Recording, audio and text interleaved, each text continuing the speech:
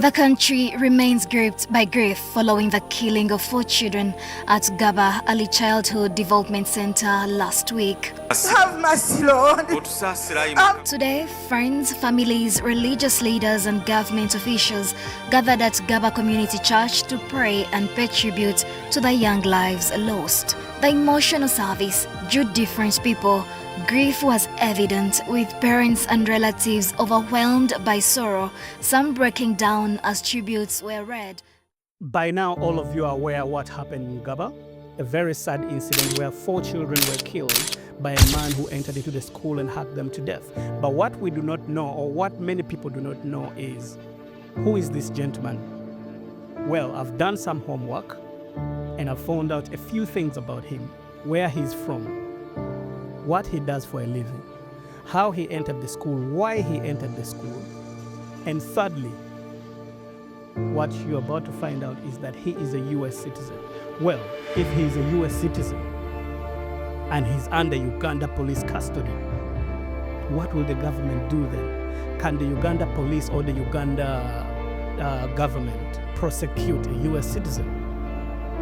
Is he going to be deported or left to live in the country? Thirdly, I've also read that he does not have a child. If he does not have a child, how did he pay the school admission to enter into the school? Thirdly, how did he enter into the country? Did he get a visa or not?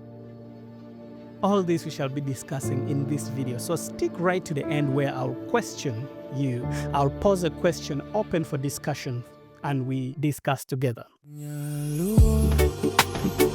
How are you today? Hey, it's your nini. Good morning. Hello and welcome. My name is Lobby, your host on this platform, Afrowest UG. I'm very glad that you're here. If you haven't yet subscribed, please click on the subscribe button, like, follow, share, comment, and tell me what you think about my thoughts on this subject, and let's discuss together. Give me your thought, I give you my thought, we discuss together. It's a social matter, so we develop together, we rise by sharing ideas. Let me know what you think. Argue with me where you think I'm wrong. I don't know everything. Nobody knows everything. We share ideas. So tell me what you think, I tell you what I think, and then we grow. That is how the world is supposed to be.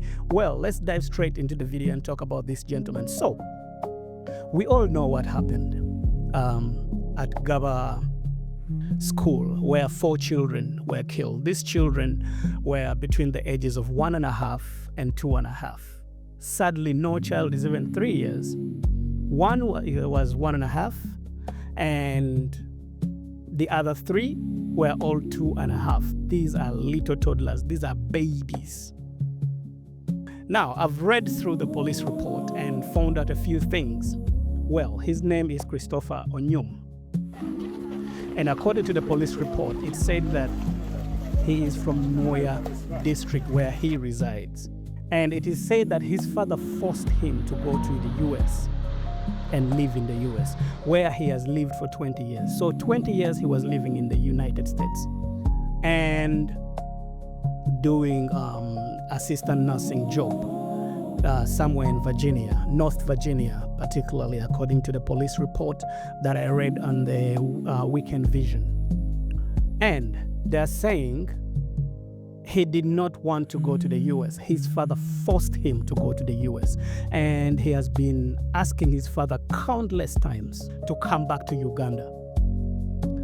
But the father did not accept it. The father wanted him to stay in the US with his siblings. This is according to the police report, according to the detectives, as I read in the Vision, the Weekend Vision. But he ended up staying 20 years in the US. As you all know, the Western world, that includes the US, Canada, Australia, UK, all these countries put you under so much pressure, okay? The pressure is heavy. If you're a lazy person, you cannot live in these countries. You have to be a very hardworking person. You must be a person who is very focused. You must be a person who knows what they want. You should know what you want in order to thrive in these countries and to live there. Now, if he has been asking all this time to come back to Uganda, and the father is saying, no, no, no, no, no. Number one, that means he ended up being depressed. Depression is a very, very real thing abroad. Everybody knows that because one, you don't have friends. Two, it is work, sleep. That is your timetable every day. So he's been living like that for 20 years. And according to the police report, he came back to Uganda, where he rented an apartment in Bunga. He was living in Bunga for some time. His family did not know that he was back in Uganda. He kept it a secret. How he came back, nobody knows. And then one day he went to his father, who also stays in Bunga. He went to visit him, and the father was shocked to see him.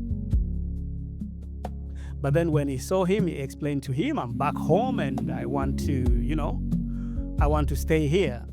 I want to begin farming. The father then took him back to Nuea. We are talking about just a short time. This is a gentleman who just came to Uganda in November 2025. This is just about 5 months ago. So, took him to Nuea. They gave him a farmland, and the farm started. The father left him there, and he returned back to Kampala, to Bunga. The father was not even aware. The guy left the farm and came back to Kampala and rented an apartment in Chanja. This is just 2 weeks ago, when he came back to Kampala 2 weeks ago, and went to the school, asked for an admission for his child, which in the police report they say he does not have a child. And now that brings me to the question of how then did he end up acquiring an admission for his child, paid $180,000 for admitting his child to the school, and he came and then went back home and came back the next day with 2 padlocks, 2 big padlocks, according to the police report. He came back with 2 big padlocks, locked the gate, and then carried on the attack. It is said he bought 3 knives on his way to the school before getting to the school, closing the gate, and carrying out this attack. It's a very horrible thing to imagine. As a parent, you cannot imagine the pain of those parents, the pain of the family members, the pain of the community, the children alone that were there. Even the ones that survived, they are mentally corroded. It will take a long time to get these pictures off their heads. Children's minds are like cameras. They capture quick. The police father said he is a US citizen, which I've also done my own digging, and I've found out that he is a US citizen and at the same time a Ugandan citizen. He is a dual citizen. So then that makes us to cancel the opinion of how did he enter into the country, what visa did he get. We cancel that out because we found out he's a Ugandan citizen and a US citizen.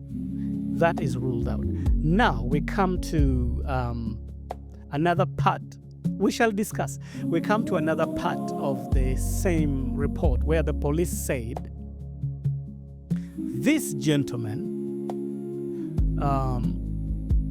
could be having a mental health issue because this is not the first murder that he has committed. It's believed he ended the life of his stepbrother.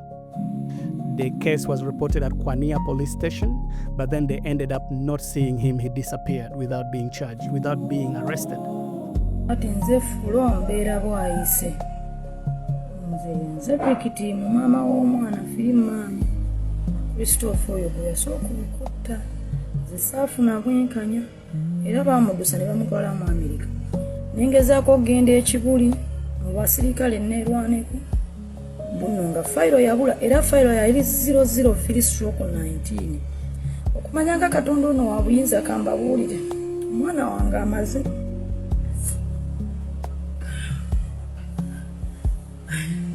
mbadde simala kyenyinza kwogera naye mpuliramu kale essanyu nti omutemu bamukutte kubanga emyaka gino gyonna nze mbadde nga mbeera bubi olw'omwana kuba teyalina musango yali muto awa mwaka gumu n'emyezi 3 naye nattibwa olw'okubanga ndi mwavu saafuna bwenkanya. This is why whenever something happens, we talk, we ask the government, we ask the police. We are always very vocal on social media saying, look for the killer, investigate this case, investigate this case, investigate this case. Because had this guy been arrested for the case, this wouldn't have happened. Because that was a murder case. A murder case, he would have been in for more than, I don't know, but at least 18 to 20, 30 years. So these children would be alive if the police did their job and arrested this guy. But the police are only sharp to arrest criminals that commit offenses against the government. When it comes to the citizens, they don't care. So this is police negligence that has led to this attack.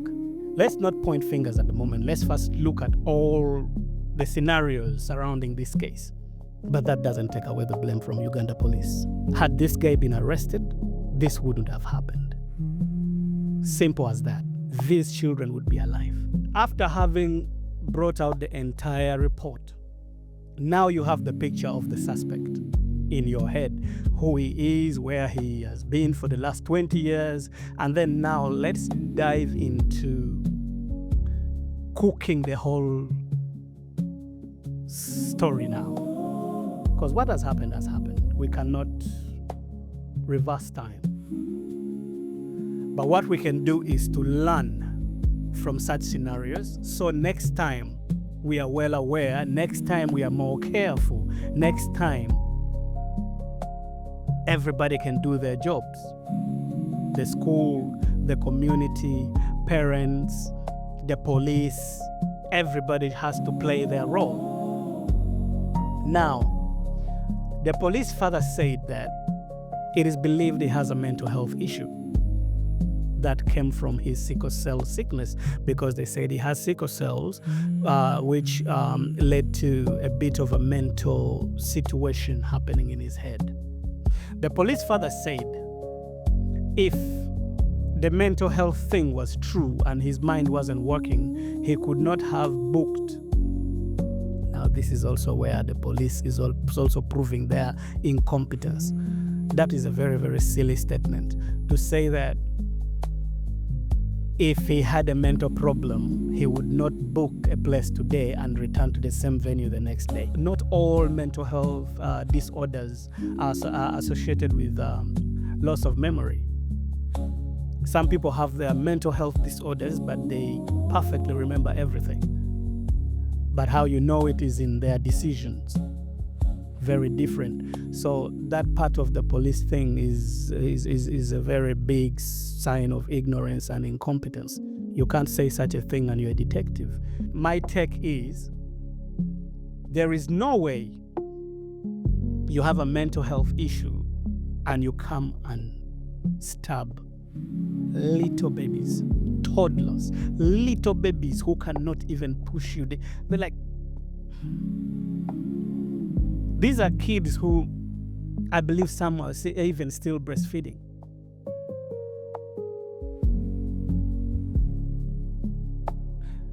No matter how broken your mental state is, there is no way you can hurt a little child. Children are associated with spirituality. Children are spirituals. Children, there is a way, even if you're not a parent, even if you're not a human being, even snakes, a snake can come home and doesn't bite a child, will bite an adult. A tiger can come into the compound and doesn't bite a child and bites an elder. There's a way children are. Anybody. So there is no way your mental capacity can be broken to the point of not recognizing that this is a child. I believe this is a trait in him. He's a monster.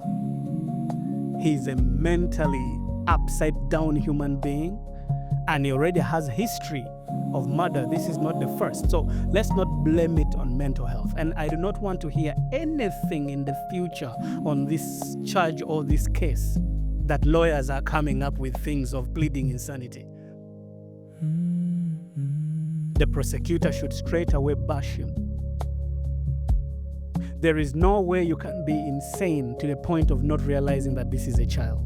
A snake can know a child, a goat can know a child, hens know chicken know a child, ducks know a child. All animals with less intellect know children. So there is no way you can plead insanity to the case of stabbing little toddlers. This is a well-planned thing. He knew what he was doing. He came to the school to pick admission, which the school has to show the police or the public why they accepted the 180,000 for admission, yet he does not have a child. What child did he submit? Because you have to then submit a name. Let us know. Secondly, all these children have names that are similar to his name. Onyum sounds more of an Acholi or a Teso name. I'm sorry to go tribal, but to understand it, we have to. Because there are names like Odeke, there are names like Otim. And then there is another one from Central, which I believe could have been a crossfire if his plan was against these children. Because this is a school that is not in North. This is a school that is in Kampala. Or Wakiso, I don't know where Ggaba is, but on the map. But for you to come to that school where I believe is full of Central and all the other tribes, but then you attack mainly, because let me look at the names. I have them here. Gideon Eteko. I believe he sounds Teso. I may be wrong, but sounds Teso to me. And Ryan Odeke. That is Teso name. Keisha Otim. Otim can be Teso, Otim can be Langi, Otim can be Acholi. Now, these three sound like children from the same region with him. Then there is Ignatius Serunyange. I believe that is a crossfire, but these other three children, my instinct says, out of the entire class, the entire school, why did he attack these children whose names are very well related to his name? Onyum also sounds more of an Teso name, much as he's residing in Nuaya. These are little toddlers. Oh my God. Ryan Odeke, 1.5 years old. Keisha Otim, 2 years. Gideon Eteko, 2.5 years. Ignatius Serunyange, 2.5 years. Oh my God. May their souls rest in peace. May the little angels find rest. It's a painful death to be stabbed and bleed and now I don't want to go into all those things because I've cried enough from that case. Every time I look at these people, these children's pictures, I just you can't help. If you're a parent and you've seen your child at 2 years, you know how it feels. It will hit you straight away, straight in the heart. Now, let's go away from that. Now let's enter into the legal perspective of this case. 1, he's a dual citizen. What does the law of Uganda then say? Can the US come and help him out? Can he be deported? Is he entitled to, what is it called, international diplomacy? The short answer is no. If you are a dual citizen, and you commit an offense in Uganda, you are liable to Ugandan law. So he will be prosecuted in the High Court of Uganda, and he will be charged, prosecuted, and judged and sentenced by Ugandan law. The USA also, their laws say if you are a dual citizen and commit an offense like murder in another country, in the country to which you are a citizen as well, they cannot, they cannot support you. They cannot pay your legal fee.